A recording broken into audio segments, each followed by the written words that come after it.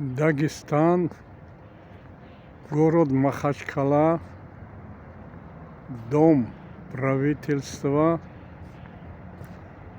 Махачкала готовится к Новому году. Здесь люди гуляют.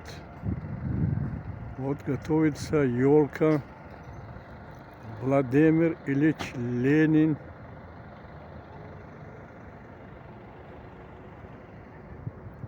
Вот память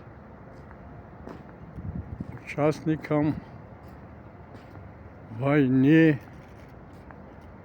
Здесь рядом поставили, и штаб имеется в городе. Здоровье народа, богатство страны. За здоровье надо заниматься.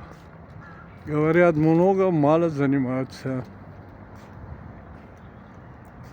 Я вам всем желаю здоровья, успехов, удачи, чтобы все жили до 100 лет без болезней, и мир был во всем мире.